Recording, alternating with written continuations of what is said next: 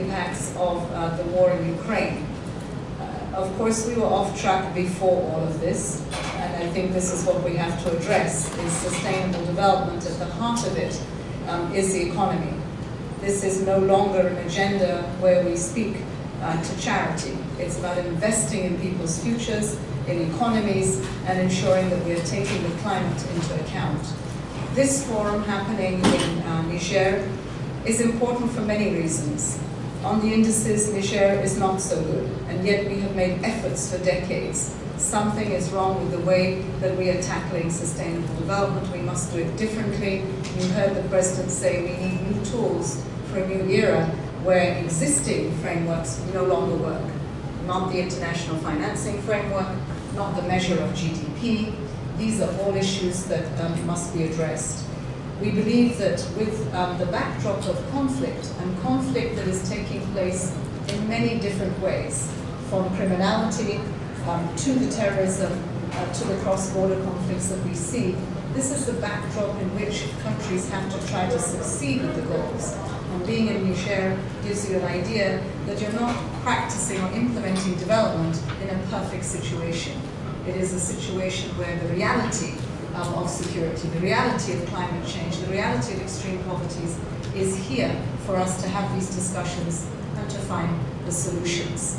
It is here that we will take, with clarity, what it is Africa's voice is saying to the Sustainable Development Goals Summit, because it will be Africa that will be at the center of these discussions, that region that is left furthest behind. We also talk about this at the small island developing states. Africa has small island developing states, and so here there is also an inclusion to that angle that we have to address. So we're very happy to be here, but it's a sobering time because things are not working for billions of people, and 1.3 billion of them is in Africa. So we look forward to hearing perhaps some of your reflections, questions to us to clarify the ambitions and the hopes of this forum. Thank you. Thank you very much. So if there are any questions, please ask them. I don't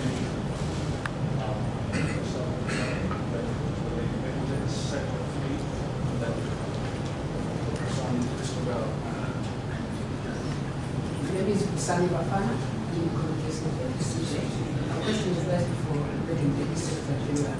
At the heart of the achievement of the SDGs is the issue of finance, and also how Africa could achieve transitional justice, because you talk about so many elements. I'm keen to find out how to take the financing, and also I'm optimistic that countries will now take better action than they have done before, given the challenges that you have done.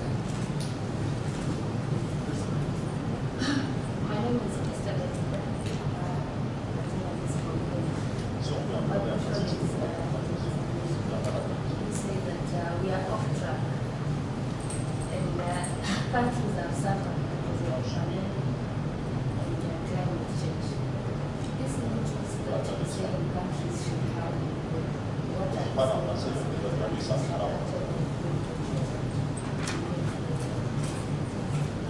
Then my other question is focus on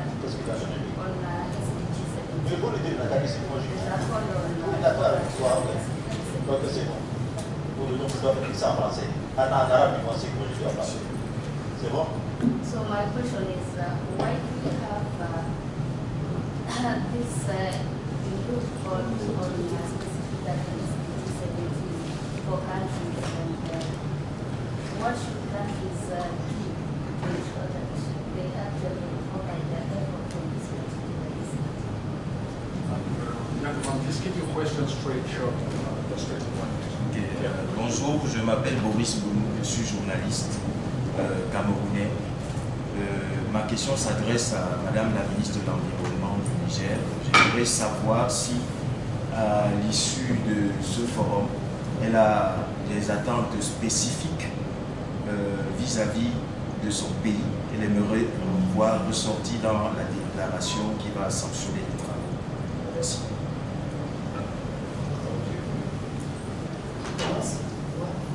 Okay, that's question et je voudrais effectivement dire que le Niger a une attente, c'est celle de la prise en compte effectivement des attentes, si je veux le dire, des besoins spécifiques du Niger en matière d'atteinte du développement durable. Comme vous le savez, Mme Amina l'a dit dans son discours, il y a beaucoup de sommes astronomiques qui sont en train d'être dépensées dans divers secteurs qui devraient contribuer à l'atteinte des objectifs. Mais quand on voit dans la pratique, ce n'est pas ça. Quelque part, il faudrait que les échanges ici puissent aboutir à dire qu'est-ce qui ne va pas, justement, et aussi faire des propositions concrètes. C'est dans ce sens-là que le président de la République avait appelé à ce qu'il y ait des propositions de solutions, mais vraiment appropriées.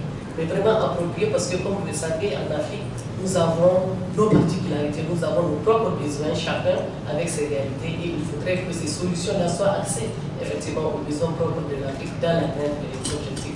Aujourd'hui, si je prends le Niger, comme vous le savez, le Niger fait partie de la commission climat, par exemple pour la région du Sahel, avec son fonds climat qui vient d'être adopté. Nous pensons que l'opérationnalisation, par exemple, de ce fonds-là en matière d'environnement devrait permettre de façon significative à mobiliser des fonds pour tous les projets nationaux et même intra-nationaux pour apporter des solutions concrètes qui sont véritablement réelles à nos États. Et donc, je pense que l'appel du Niamey va être non seulement aussi la prise en compte des besoins spécifiques du Niger, mais aussi de tous les autres pays africains qu'on pourrait donc amener à un autre plus haut niveau, par exemple le sommet qui se tiendra en mars, dans les messages clés qui vont être délivrés à la fin de ce forum. Merci. Thank you very much. The questions on finance and partnerships. I think first and foremost, we have a new narrative for Africa, which is not about projects that deal with that deal with an end result, the symptoms, but actually look for the root causes. So, for instance, we learned from COVID, it was not good enough to have a vaccine program in our countries. It is absolutely imperative that we have vaccine production on the continent, so that we're not left without vaccines when a crisis hits. So first things first, this is about Africa determining what its investments are needed for its development, and not a dictate that comes from elsewhere, taking ownership of that pathway. And the African Union is very clear about this in Agenda 2063, more explicit about it when it has the Continental Free Trade Agreement and many other initiatives that you heard this morning. What is the big challenge? The big challenge, of course, is financing. We have to deal with illicit financial flows, we have to deal with more accountability and governance in the extractives, two of which are major leakages in the continent of Africa.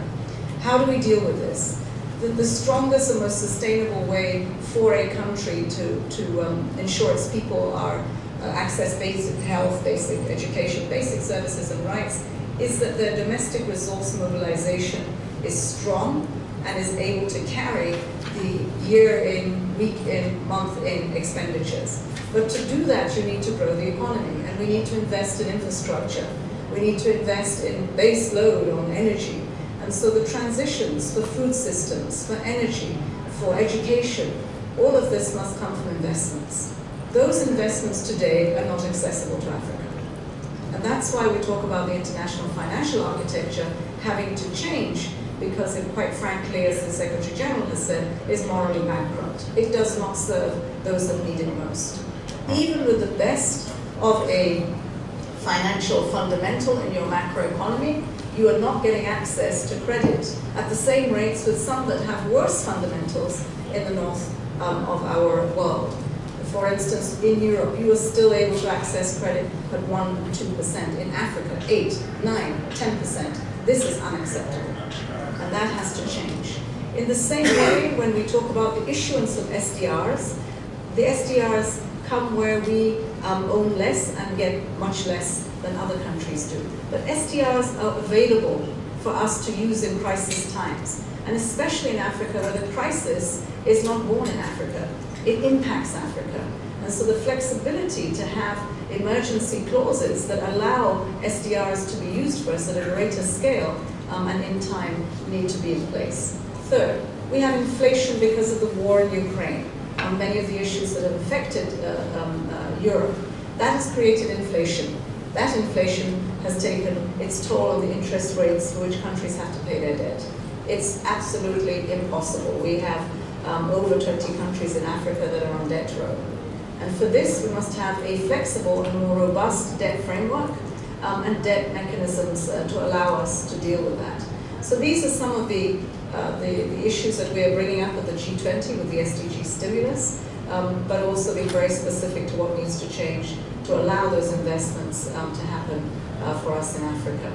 If we're talking about tools, more or less, it is the use of existing tools in a different approach. So when you see us address the carbon markets, you see us address the tools around green and blue bonds, the bond market, it's how do we scale that up for Africa and pipelines and projects that are waiting to be funded. Two questions from my sister there from Kenya. One of them, I think, would be probably the most important, Goal 17. And in Goal 17, we're addressing some of the finance issues, but Goal 17 also spoke to the means of implementation. The means of implementation is trade, is technology, is finance, and is the capacities of both our human resource and our institutions to deliver on the scale. So that's an important investment that must happen between Goal 17 and 16. We also need genuine partnerships. And genuine partnerships are just that, it's a handshake. It's no longer giving you a hand up, it's a handshake. It's a deal for you to benefit and for Africa to benefit. So that investments made, returns are there for our people and for the environment, but also for business. And the private sector of business works in bottom line. What we're saying is that you can make money in Africa, you can make it with people at the center and not off the back of people. And that requires a genuine partnership in going forward. Thank you very much. Any other questions? Good morning, I'm Maimolo from Zambia. I just wanted to find out, maybe you can elaborate more on the debt crisis, particularly facing countries like Zambia. Do you think they'll be able to attain their sustainable development goals? Thank you. I'm a firm believer in ensuring that the commodity of hope in the UN doesn't die. If I start giving up before I get to the target date, then why do I set a date? So I believe that there is every country that can attain the SDGs. But the stock take that we have in September has to determine how big a lift it will take for Zambia, for Niger, for Cameroon to reach the SDGs. And that's what we want to hear from our countries in this forum, is what are those issues that you are falling behind the most? ECA has done its research, has done its mapping, but there must be ownership in countries to take this forward. In the case of Zambia, you do have leadership that is taking ownership. And these are the kind of governments, Niger, Zambia, Rwanda. We are seeing many governments now say, okay, nothing is coming from all the promises and meetings we go to. Now we are determined to take the leadership. This is what we need, and these are the negotiations that we will have. So I think there's a better chance today at achieving the SDGs, even though it's like climbing Mount Everest. It's a big climb, it's a big lift, and it needs some parts of our international system to change. It needs business to take more risk. It needs business in Africa to grow. You will be surprised to know that we're seeing venture capital going up at 6% in Africa. It's going down in the rest of the world. So young people and entrepreneurs are working and are making a difference, but it's not being captured, it's not being communicated, and if it was, it would give people more interest in coming into Africa to say, what's happening? Something good is happening here, and it's not just the continent of conflict and risk and illicit flows. Thank you. My name is Temita from the Weekly News Agency of Nigeria. Why aren't you at the elections?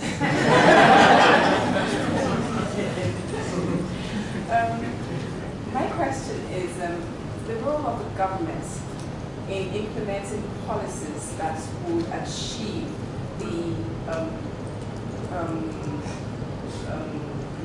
SDGs. So what advice would you give them to the government, would you give the government to put in policies in place to achieve the SDGs? Thank you. I don't think we are the ones to advise governments. Leaders come to a platform because they make promises to their people. And so therefore they know what it is that they would like to achieve, where their focus is on education, on decentralization, so at the local level you're dealing with food systems. So I believe that countries and governments know where it is they want to go. But the capacities sometimes to actualize these policies and some of the targets that they set for themselves require that partnership. For us in the United Nations, we have a huge footprint on the ground. It's led by resident coordinators. It's more organized today than it has ever been. It also has the support of regional institutions. So I think we need to get the teams together, to the point of my sister from Kenya, to put a team together that will provide the partnerships to convene what it is that we need to help a country move forward. But it needs to be with the leadership and the clarity of where the government wants to go. If I look across the 54 countries, I would say the majority of them know exactly where they want to go. They are conflicted by many constraints that they have that are reality. Some are external, some are regional and cross-border, and some are internal. Within that, how can we help to find those pathways out of it? This meeting that's convened by the UN and very much supported by the AU tries to find concrete actions that can be taken, partners that can be engaged with. So if we come out of here, for instance, we have an energy transition that Africa is looking toward, it must engage with the common free trade area agreement and the number of issues that it have to be attended to. So less silos, more ownership and direction, and for us to roll up our sleeves. You know, maybe there are less meetings and more smaller ones in country on how we get things done. Thank you very much. I don't see any other questions. One more question. Yeah. How often are we the role of article days? Say that again. How often are we the role of article days? That's not a question that anyone can answer, because every country is in a different space. What I would say is that we need to rescue them right now. It's in a mode that you need to rescue them. So it's not impossible, but it's really tough. This is not something that you can just do at a casual pace. It requires scale. It requires a sense of urgency. So if I'm going to the World Bank and I am drawing down on disbursements for an energy transition or for food systems transformations, it cannot take me 2 years to have a team come out and evaluate it before it gets to the point of disbursement. We have to find ways in our institutions to act much more quickly. And then we have to come together so that we are, let me give you an example, because the President talked about water. As my experience as a minister in the cabinet, every single sector has a water budget. I need water for my education, I need water for my health, I need water for the food systems. We are saying that the water sector needs to aggregate all the water needs of the country, that health and education and the agri sector get that water. That's an efficiency gain that can then be used for education, and then says to industry, what sort of skill sets do you want me to produce? It's not just basic education. It's also education that will connect me to the digital world, but also provide the skill sets for the next generation to connect with markets and to be able to have a job that has dignity. Thank you very much, Madam Director.